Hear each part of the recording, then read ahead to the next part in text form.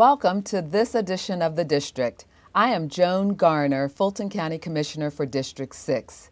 As Commissioner, I am charged with being a good steward of county funds. This means making decisions about annual budgets for county operations, bond referendas, and plans for county growth and development. In some cases, funding supports partnerships with third parties who deliver valuable services to you, the citizens of Fulton County. On today's show, both guests will share information about how partnerships and strategic alliances can help our communities flourish. If you are an animal lover or simply want to learn about the new developments at the Zoo Atlanta, please stay tuned because our first guest is the zoo's CEO, Raymond King. I hope that after our time together, if you haven't visited Zoo Atlanta, you will be anxious to take the entire family. To spice things up a bit, we'll also learn about an organization that is starting a new movement. Operation Hope's Vice President of Strategic Partnerships and Development will join us to talk about their mission to transition from civil rights to silver rights through financial literacy and economic empowerment. We've got a great show planned. Don't go away. We'll be right back.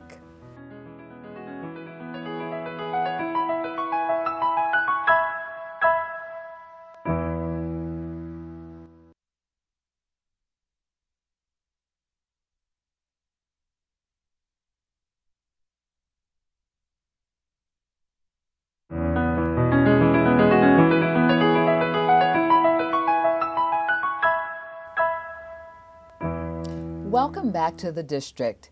We have a great show planned for you today. There are so many family-friendly attractions in Fulton County. One that holds a special place in my heart is Zoo Atlanta, which inspires preservation of wildlife through a unique mix of education and outdoor family fun. Joining us is Raymond King, CEO of Zoo Atlanta, to discuss programs and services available to not only citizens of Fulton County, but to the millions of people who visit from around the world. Raymond, thank you for joining us today. I'm delighted to be here. Well, I thought that we'd start by learning more about the zoo. I think it has an interesting history that you might want to share with our citizens. Yeah, a lot of people don't realize that we are Atlanta's oldest cultural institution. We actually date back to 1889 when a traveling circus went bankrupt, and a generous businessman here in Atlanta bought the animals from the circus and gave them to the city of Atlanta. And from there, we've just, made great strides in advancing ourselves. Well, that's quite interesting. So would you tell us, how has the zoo grown since that time? There's almost no comparison. From a mission perspective, back then, zoos were primarily about entertainment. Today, we're certainly entertaining, but we do much more. It's much more about education and conservation and research, those kind of things. So we've grown in mission, and then we've obviously grown certainly in the number of animals too. So we've stayed with the same footprint, not any bigger physically, but we're a lot bigger in mission and a lot bigger in the number of animals to educate and entertain our guests. Well, Fulton County supports the zoo in many ways. Could you talk a little bit about how the bond referendum has helped the zoo? Absolutely. Zoo Atlanta wouldn't be where we are today without Fulton County's support, and that's true of just about any zoo in the country. It's a very capital-intensive business, and so we do good to be able to break even operationally on our own. We certainly don't have money to be able to reinvest in the facilities, and so as you look around the zoo at any of our newer exhibits, they're there because of Fulton County and the taxpayers' support of the bond referendum. And it's allowed us to really change the way we operate. If you look at the newer exhibits, they are much more educational. As you look at complex carnivores, the number of ways you can see one animal is, multiplied. It used to be you saw the tigers from one angle. Now you see them for 3, 4, or 5 angles. And then we're able to bring sun bears to Atlanta, which was a great new addition. And then tell the story of the animal trade as we built out that complex. So it's remarkable to think about where we would be without Fulton County. It's been wonderful. Well, what does that actually mean for the taxpayer? Sure. You know, the experience is entirely different. You not only are entertained by an animal, but you come to learn a lot about that animal. You learn why so many of them are endangered, which is really sad. It's allowed us to educate kids in a much different way. You know, over 130,000 school students come through the zoo each year. And so we're able to put on different programs for the kids. When they're there with their parents, they're able to come away with an understanding of wildlife and the challenges they face. So, you know, if all they do is get entertained, we haven't fully done our job. And so the taxpayer support really has come back to the taxpayer in a lot of different ways. Well, I have a newfound fondness for the camels, so I'm very excited about them. Would you tell us about Fulton County's partnership with the zoo in terms of its libraries? I know that there's a library program. There is a library program that has been so successful. We've actually rolled it out statewide. But you know, any citizen of Fulton County can go into their local library branch with their library card and check out a pass for a family of up to 4 people to come to the zoo completely free. Once a year, and so that's allowed us to be accessible to all county citizens, which is really important to us. So it's, you know, I encourage everybody to go into their local library and to inquire about it. Well, that's a great program. I encourage our citizens to take advantage of it. A few months ago, I actually heard you speak at the State of the Breakfast event at the zoo. And you shared with us the vision for the zoo over the next 5 years. Could you talk to us about what your 5-year vision is for the zoo? Absolutely. You know, as I talked about earlier, it is a very capital-intensive business, and so we've got a lot of work to do in terms of investing in the facility, both because it's aging. You know, a lot of the zoo was rebuilt in the mid-'80s, and you know, it was not new construction as much as renovation, and so it's certainly aging. Plus, there's a capacity issue. You know, if you come on a beautiful spring day, it gets a little crowded. And so over the next 5 years, we've got a lot of work to do to invest in the facility so that it continue to accommodate all the citizens of Fulton County and beyond. As well as we've got some work to do to, you know, further educate the citizens about, you know, what the zoo stands for and, you know, why we're there and the benefits they can obtain by being members of the zoo and come to the zoo frequently. So we've got a lot of work to do. You know, we want more people to support the zoo, to realize that we are, you know, a nonprofit that needs support to be able to function the way we want to function and to properly serve the citizens. Well, tell us why the zoo is more than just an attraction. You know, some people don't realize, but again, the animals are ambassadors for their species. And so take Sumatran tigers, where we've, you know, been blessed to have tiger cubs this year. You know, there's, you know, probably only about 300 of them in the wild. And so to be able to tell those kind of stories really can transform the way an individual looks at wildlife. And so, you know, we have an obligation to do that and to measure our success by those kind of things. You know, a few months ago also when I visited the State of the Zoo breakfast, you talked about embarking on a capital campaign to build a new reptile exhibit. Could you tell us where you are or give us a status update of that Absolutely. campaign? You know, that building is the oldest building we allow guests in, and it's, you know, dates over 50 years old. So it's far beyond its useful life. It's a little sad to go through that building at times, and it's a shame because, you know, reptiles and amphibians is one of our centers of excellence. We've actually got probably one of the top 5 collections in the country, you know, a lot of which people can't even see because it's not on exhibit. So we had to make that our #1 priority, and we, you know, we have every intent of, you know, breaking ground on building a new center this year. The capital campaign's gone, you know, very well considering the environment we're in. You know, I'll never say fundraising is easy, but there has been a great response to the need. Nobody's questioned the need. Nobody's questioned why you're running it at this time of year. It's just the reality is that people have less money to give. So it has not been easy, but we are well on our way and, you know, intend to break ground this year on that complex. Good. Well, can you tell us how someone can support the zoo? You know, there's so many great ways. Everybody's a little different in their capacity and their interest, but you know, it can be everything from attending the zoo to becoming a member of the zoo. And you know, don't just think about being the lowest value proposition. You know, if you've got the capacity, support the zoo at a higher level membership. But you know, it can be simple things. It can be, you know, friending us on Facebook. You know, when you come out to the zoo, take pictures and post them on Facebook. We need, you know, fans that will advocate on our behalf. And so everything from coming to the zoo, being a member, coming to our events, being a friend on Facebook, you know, there's no shortage of opportunities. Well, Raymond, thank you so much for being here today to share with us the exciting things that are happening at the zoo, and I'm sure that our audience is just as excited to visit the zoo as I am. So again, thank you for being here. It's my pleasure. Too many people haven't been to the zoo in quite a number of years, so I do encourage everybody to come back. Well, good. Thank you so much. When we return, we will talk to Operation Hope's Latressa McLawhorn Ryan. You are watching The District. Stay tuned. There's more to come.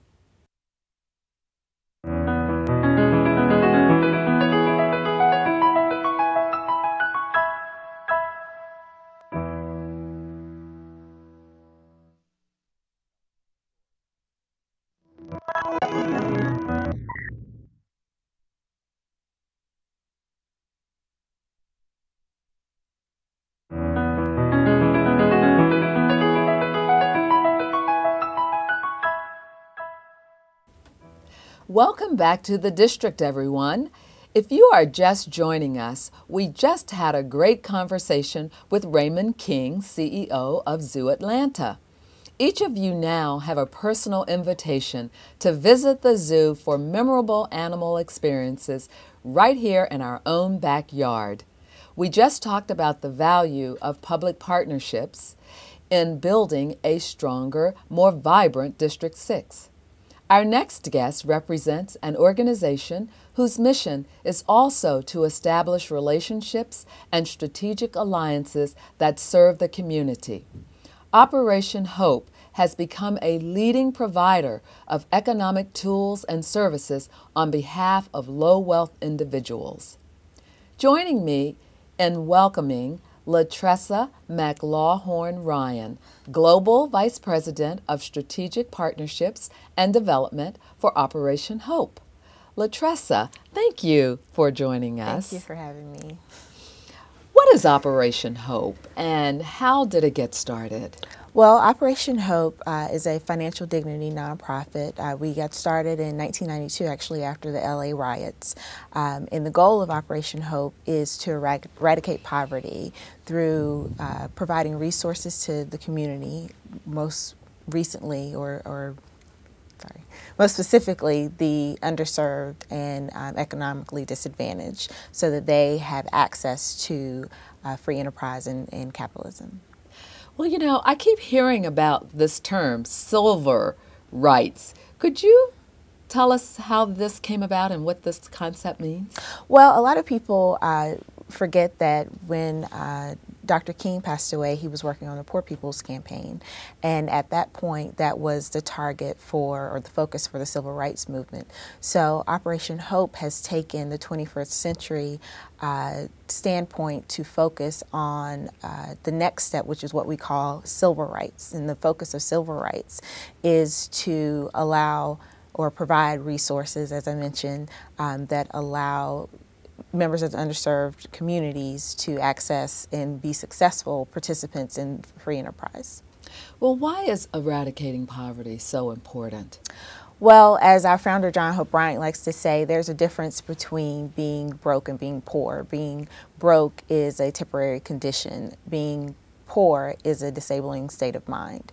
And it's important to eradicate poverty because when you are living in an impoverished state, you lose hope, you are not sure of what your next step is, and that carries on from generation to generation. And so our goal is to empower the community economically to overcome those challenges. Well, what is an emerging market and how does Fulton County apply to that? Excellent question. There are a number of emerging markets in Fulton County, thankfully. So an emerging market is a market that is experiencing growth both in population and economic opportunities. As you're familiar with and near and dear to your heart is the Old Fourth Ward. And so we are focusing greatly on the Old Fourth Ward in general, as well as the projects like the redevelopment of the Beltline streetcar project, and we're building our Hope Center there, Hope Center at Ebenezer, as part of the Martin Luther King complex, and we are working on expanding our services into the community there to help with that emerging market. Thank you. Why is Operation Hope becoming known as a leader in financial dignity? Well, we're experiencing or celebrating our 20th anniversary this year, and for 20 years we have focused on financial literacy, but in reevaluating our work, we noticed that financial literacy, while extremely important, focuses more on kind of the basics of financial mathematics, if you will. And we believe that focusing on financial dignity and the necessity of that kind of falls around the fact that it's not enough to teach someone how to budget or how to why predatory lending, for example, is not the way to go in your community. But if you send you give them that person that information and they go back to a community that doesn't have banks, or that we give them information that doesn't take into consideration the realities and the circumstances of the individual, they're still left without the hope and dignity to move forward. And so with financial dignity, we focus on a more holistic approach to financial education and financial literacy. And so tell us why financial dignity is an important component of economic development in underserved communities or with underserved individuals. Sure. At financial dignity, when you have pride in yourself, you live a life full of hope. You are empowered personally. How you interact with your community, how you take care of your community becomes evident. When you are disconnected, when you don't have that hope, then despite countless efforts that may come from both public and private partnerships and from the community at large or the government at large in your community, if you feel a sense of disconnect because you don't believe it applies to you, if you don't see a way out economically for yourself, you don't become the productive and citizen, or you don't contribute to your community in the same way. So one of the key pieces of Operation Hope is tied to stakeholders and building their communities, or this, what we call the 700 SCORE communities. Could you talk a little bit about what that means? Sure. At Operation Hope, we believe everything is local, local, local. So while we are in 273 cities in the U.S., in various other countries, we believe the work that we do has to start at home, and the only way that you can do that in any community is to partner with public and private stakeholders in that community. So we work on establishing those relationships, one, so that we understand the needs of that community, two, the resources that are already available or that we can assist with, and three, finally, to make sure that the work that we do is as effective as possible in that community. So by doing that, for example, with our Hope Center at Financial Dignity Center at Ebenezer, we are focusing on 700 credit scores. So with that, we are expanding the work we've already been doing across the country in our inside our Hope Centers to a 4-block radius outside of our Hope Center. So in the Old Fourth Ward, for example, the goal will be to raise credit scores approximately 150 points in each community we impact. So it goes from a neighborhood where a 550 credit score neighborhood, for example, the resources available to them are liquor stores, predatory lenders, basically resources that don't allow people to make the best decisions as it relates to their finances. When you raise the credit scores, just by sheer market forces, that liquor store becomes a convenience store, that predatory lender becomes a community bank or a credit union, and people are empowered to ask better questions and empowered to improve their financial state. Well, how can our listeners contact Operation Hope? Sure. You can find more information about us at www.operationhope.org. Also, you can like us on Facebook, and our Twitter account is at Operation Hope. You can also call us here locally, because we do a lot of work here locally, at 404-941-2919. Well, thank you so much for joining us today. I am very excited about the new center that's opening in the Old Fourth Ward, and very excited about the work that Operation Hope is doing, and encourage our citizens to really take advantage of the services and programs that you have to offer. Okay. Again, thank you for being here. Thank you. When we return, I'll share my closing thoughts. We'll be right back.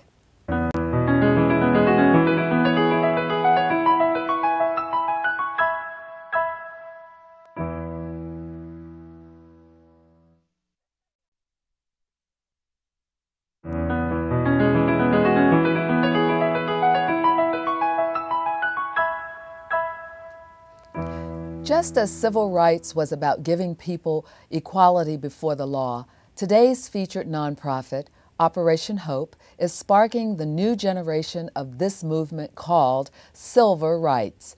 Giving all citizens across Fulton County fair and reasonable access to capital is key to living the American dream. By tackling the root cause of poverty and equipping our citizens with financial literacy skills, as well as economic tools and services, we can all benefit. We also had a conversation with Raymond King about how visitors from all around the world converge upon Atlanta for recreation and education. The zoo also offers a success story for the value of public-private partnerships and showcases Fulton County dollars at work. That's our show for today. Feel free to contact our office anytime by calling us at 404-612-8226. You can email us at district6@fultoncountyga.gov, tweet with us at @ComJoanGarner, and of course, friend us on Facebook. Until we meet again, I am Commissioner Joan P. Garner. Thanks for watching The District.